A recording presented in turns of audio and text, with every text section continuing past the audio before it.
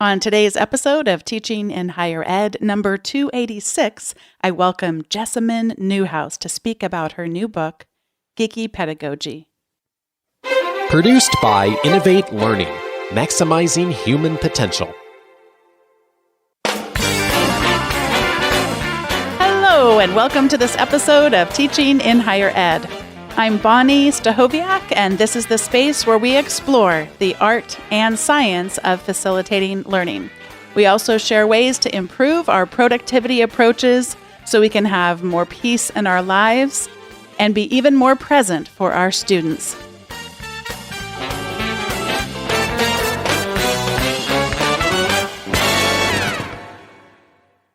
I am welcoming today Jessamyn Neuhas. She's a professor of U.S. history and popular culture at SUNY Plattsburgh and recipient of the SUNY Chancellor's Award for Excellence in Teaching. As the teaching fellow at Plattsburgh Center for Teaching Excellence for several years, she did all kinds of things. She facilitated professional development opportunities, individual consultations, class visits, online resources, was just a tremendous asset and still is a tremendous asset to that institution. And Jessamyn has also published a few books that just sound really fascinating to me. So in addition to the one we'll be talking about today, she has two monographs, Manly Meals and Mom's Home Cooking, Cookbooks and Gender in Modern America, and Housework and Housewives in American Advertising, Married to the Pop. Jessamyn has also published in pedagogical, historical, and cultural studies research in numerous anthologies and journals. And if you'd like to learn more about her bio, please visit teachinginhighered.com/286. But for now, let me welcome Jessamyn to the show. Jessamyn, welcome to Teaching in Higher Ed. Thank you. I'm glad to be here. In the beginning of your book, you tackle something that is something that comes up quite a bit, and that's all the way back on page 1. Just because you know a lot about something doesn't mean you know how to teach it. And this showed up in an anonymous course evaluation for you back in my very, very first class. I think it might be the very first student evaluation I ever read. Oh, what did that feel like at the time? I put it out of my head as quickly as possible, as many people do when faced with their student course evaluations. In the beginning of my teaching career, I tried to ignore what information I was receiving. As I describe in the book, and I think as probably most of your listeners know, there's a lot of things that student evaluations can't tell us, and a lot of ways they can be flawed, especially depending on how a university implements them, especially for employment decisions. But there is some things that student evaluations could tell us. And that particular one was telling me something important that I needed to hear. Mm-hmm.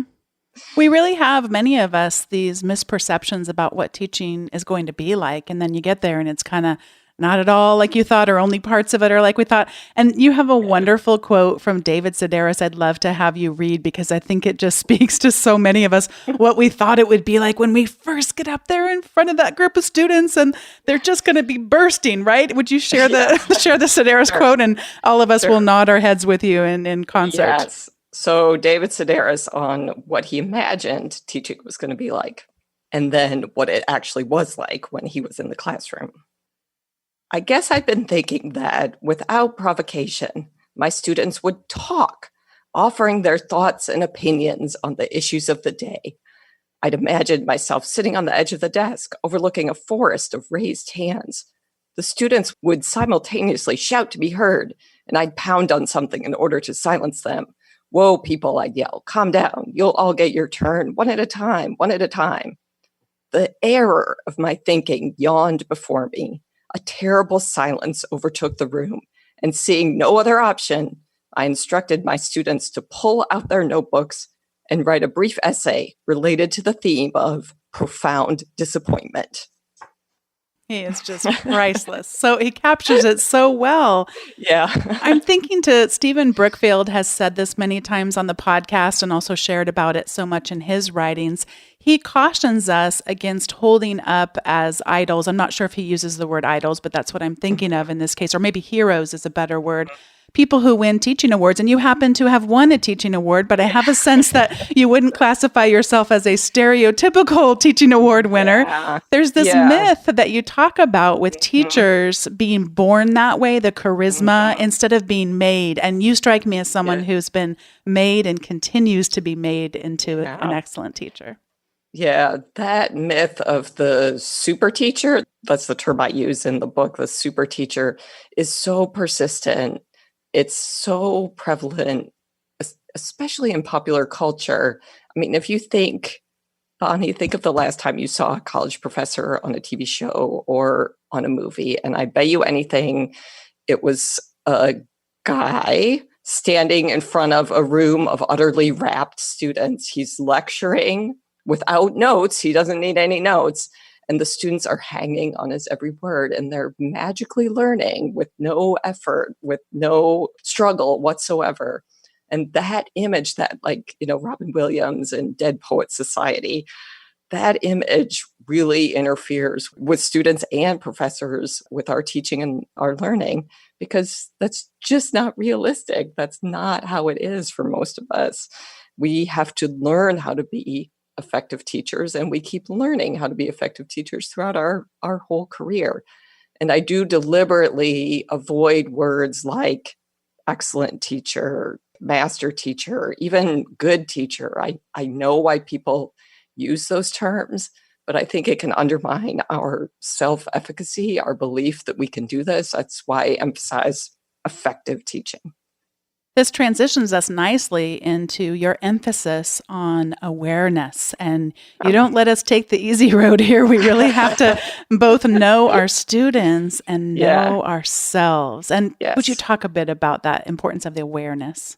Sure. The very first section in that chapter, the first chapter of awareness, was really important to me. And it's titled Identity is Important. Our individual embodied identity matters to teaching and learning because it matters as human beings.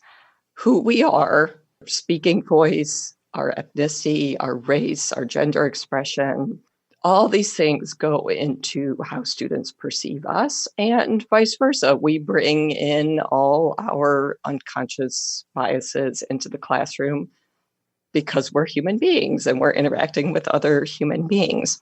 And I think there's a lot of otherwise really excellent scholarship of teaching and learning and advice about teaching that otherwise is really great, but doesn't fully take into account how our individual teaching context can really impact how we might utilize a specific teaching technique or how our students perceive us. What I have to do as a white, middle-aged, cisgendered woman is not quite the same thing as what my white male colleagues have to do, what faculty of color have to do in the classroom to achieve all the things that effective teachers need to achieve. So that's the first thing to be aware of. The other sections in that chapter, Learning is Hard, Know Our Students, Know Ourselves, could really be boiled down into just being curious and kind of studying, which we nerds are really good at, studying and increasing our knowledge about what is actually happening. Teaching the students you have, not the students you wish you had, understanding yourself, what makes you tired, what pushes your buttons, knowing how learning is a hard, often emotionally fraught process. There's lots of great science out there about the brain and learning.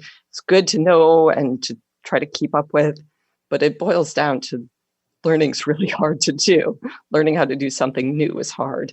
And it's important for us to be aware of that, since what we're teaching is something we know really, really well. And it's easy to forget how hard it can be for normal, non-nerdy people to learn how to do. You have many things to share with us about the importance of preparation, although you also couch that with the I don't know if you directly say it. You know how you can't always tell where you read something from, or Yeah. you're reading multiple things, but just Yeah. I see this tension in my own work between those who really want to over prepare and it's too much, but they've prepared sort of the wrong ways, thinking they need the perfect script for everything and not really being equipped for what's right there in the moment and what's present. Yeah. And so there's so much here. You have wonderful things around the sense of resistance, but I'm going to focus a little bit toward the latter part of this section, and that would be around us just not taking things personally. So you give an example of a student sleeping in class, that's not about me. That's not about you. That's really about the student. And then you also, I would love to hear you share a little bit about this question that we get asked that we can sometimes find offense with, and that's a student not coming to class and then asking if they missed anything or asking something that's on the syllabus and you're like, it's on the syllabus. Yeah. Right. So would you talk about that? Yes. So what I would emphasize this chapter on preparation that I'm adding to the conversation out there is not so much preparation in terms of specific assignments and syllabi, although those are important too, but speaking to my fellow introverts and geeks and nerds, preparing for the social interaction part of teaching. And teaching and learning is a social interaction. It's not a party, cocktail party, or a keg party, but it is a social interaction between human beings. And for brainiacs who really, really like the studying and the writing and the analyzing part of our job, we tend to under-prepare for the social interaction part of our job. So the catchphrase I use is putting on your professor pants. So whatever you need to do to prepare yourself to consciously undertake the social interaction aspect of effective teaching. So things like demonstrating immediacy, building rapport, demonstrating enthusiasm for class content and for student learning. Those are all things that may not come as easily to someone like me, who's very, very introverted, and my natural inclination is to try to not interact with people. I need to very consciously prepare for interacting with students. The two examples you mentioned, trying not to take things personally, I think this has a lot to do with, as intellectuals, this is changing. I mean, a lot of graduate programs are increasingly paying attention to pedagogy, but still many of us are kind of sent out into the fray with only our graduate school training, which is all about the intellect and proving how smart you can be. And it can make us, I think, overly defensive, talking with students, dealing with students. And I want to be clear, though, I get that students can be frustrating, that those interactions can be frustrating. But some really great scholars of teaching and learning are really focused on care for students, and I totally get that. But I also get that it can be frustrating to hear a question that you fully answered on the syllabus. What I'm recommending is that if we prepare with our professor pants, and for the social interaction part, keeping in mind that effective teaching is going to require building rapport with students, a question like that, instead of feeling defensive, we can think to ourselves, okay, here's a chance for me to interact in a positive way with students. And I don't know if for extroverts, if that sounds like, why would you have to prepare for that? Can't you just do it?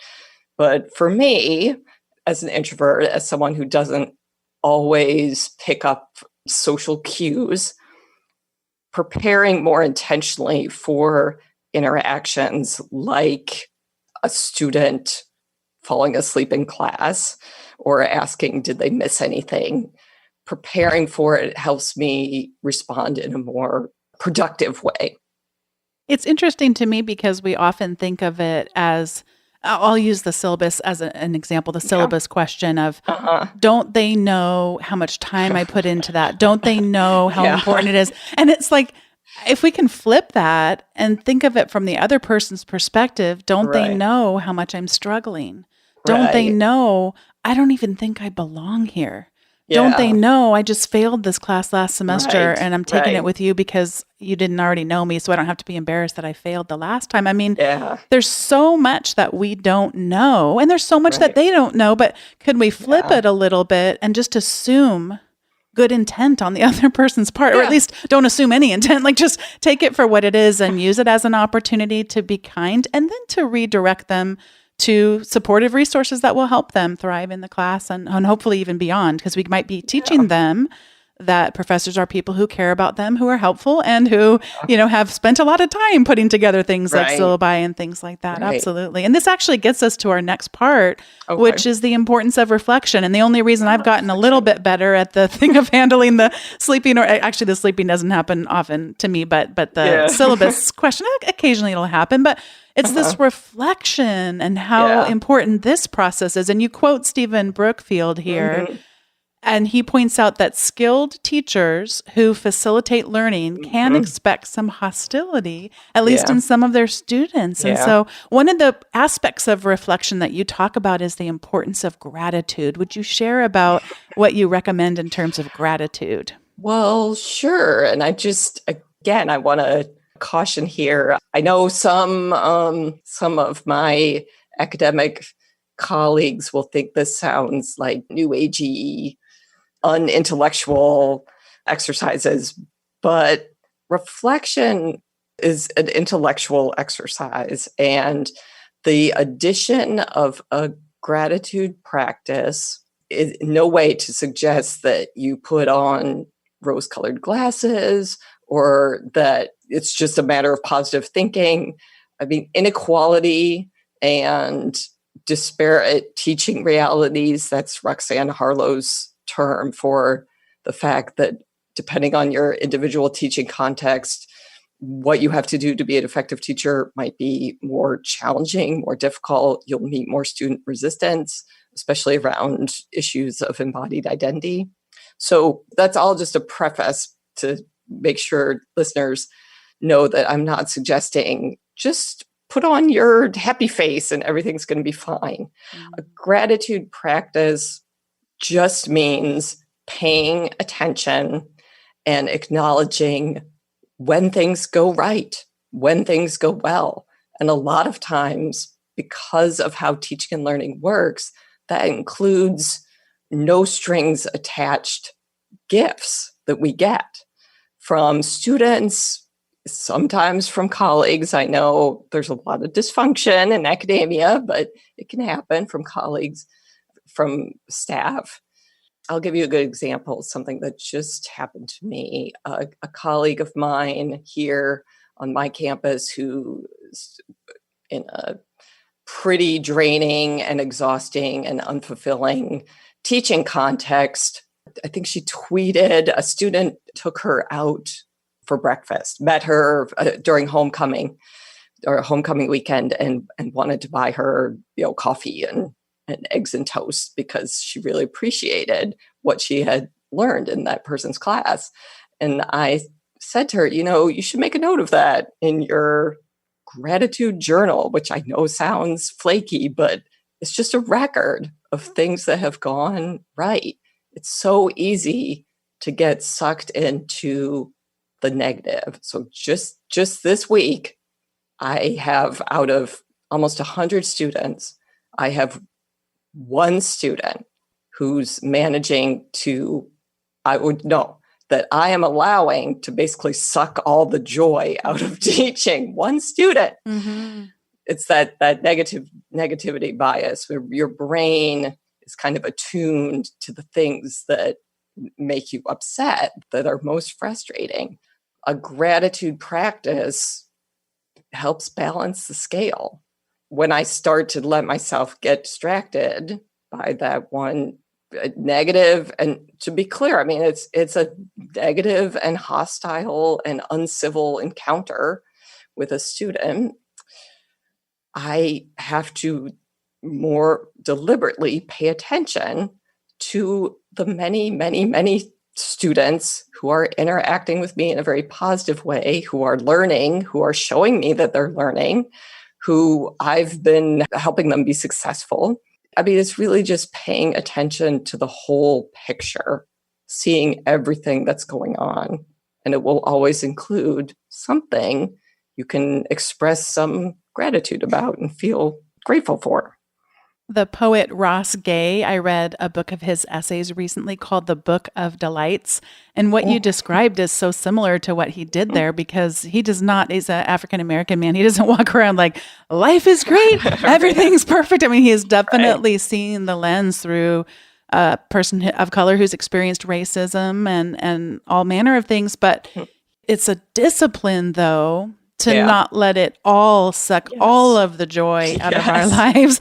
And so I think we can see it as, oh, you mentioned touchy-feely, or we also could see it as the hardest work you could do is to squeeze every little bit of joy. And then in times when it's not joyful, I find that sometimes you were almost describing where if you can get even a little bit of distance from yourself and sometimes even just laugh at yourself and go, oh, wow, look at me letting this one person really consume a lot of my time and energy. Isn't this kind of a funny thing that we haven't learned better, but I'm my voice in my own head, not your head. But it's really, it's a challenge. So I think that's a wonderful discipline and really hard work to those who have spent the time doing that practice. But it's very rewarding, and it also builds your teaching self-efficacy, because it's really easy. I think there's a lot of perfectionists in academia. It's really easy to focus on the ways that something you're doing as a teacher is falling short.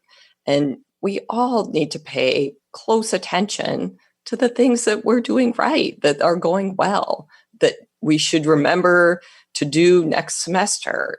If gratitude journal sounds just too flaky, keep a copy of the syllabus and just make a few little notes to yourself on it as the semester goes along, including what a great discussion about this article. Students really improved from this assignment to the next. It helps us. It's not just like a personal kind of self-enrichment. It helps us teach more effectively too. Before we get to the recommendation segment, I don't want us to close this conversation without talking about practice. And I'm going to quote you here. Here's the best. Here's the best and worst news about effective teaching that you will ever hear. No matter who you are or what you teach, you can get better with practice. Nothing will improve our teaching and increase our students' learning more than doing it year after year, term after term, class after class, day after day. Talk about that good news and bad news. So it's great news because it means we can always keep learning and keep improving, keep doing things better, no matter where we started from as educators. The bad news is that takes time, and it takes, I'll just say frankly, it takes job security. When you've got employment decisions hanging over your head, it's a lot harder to chalk something up to, oh, I made this big mistake, but it's a learning experience. I'll apply it next semester. If you're not tenured, if you're in a contingent employment situation, if you're in a particularly negative individual teaching context, it can be a lot harder to accrue that practice that it takes. And I should say too, it's practice with support, with reflection, with continued pedagogical development. We all know a professor who's taught for a long, long time and hasn't gotten much more effective. They haven't been supported, or they've resisted professional development.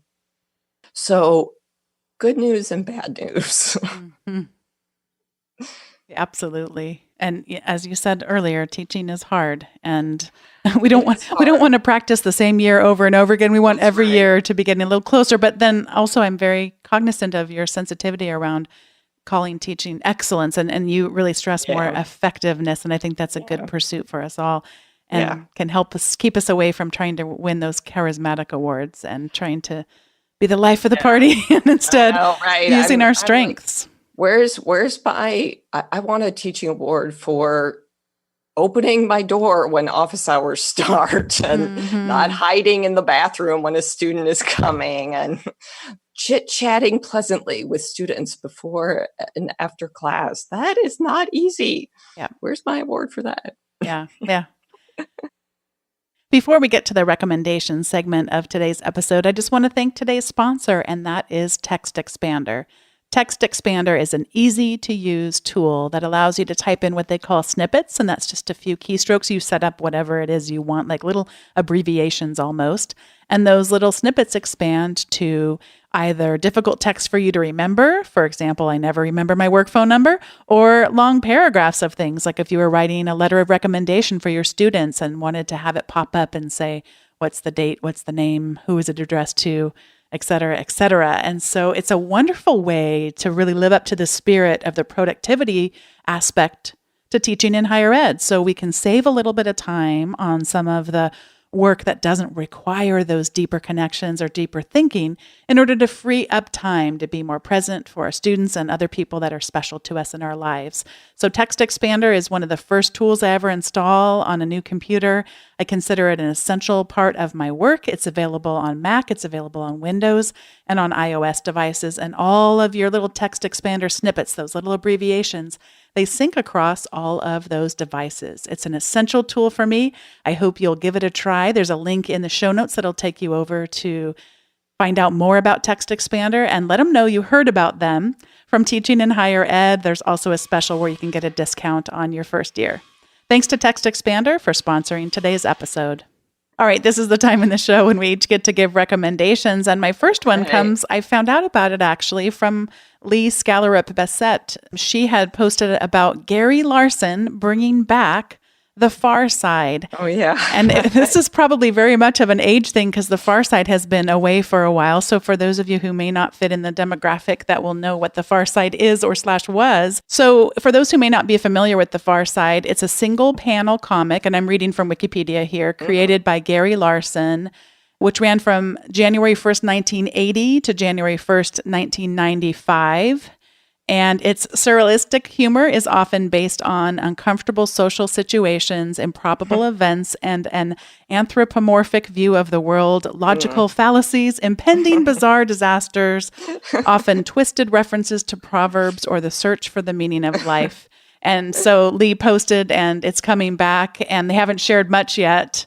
But I am just excited for that humor to come back because, thinking about how that might translate today, I'm just fascinated and I can't wait to see what he comes up with. Yeah. And especially I'm also interested, just as a person who spends some portion of my time on the internet, how he will adapt to the internet age, because I saw something on the internet Wayback Machine about him that he was, writing letters like, please don't post my comics online. And I mean, of course, I understand that from an author's point of view, but it'll just be interesting to see what changes and what doesn't about his approach. So, and then I have a couple of things to recommend that are related to one another, and they both are applications that have to do with helping us focus better.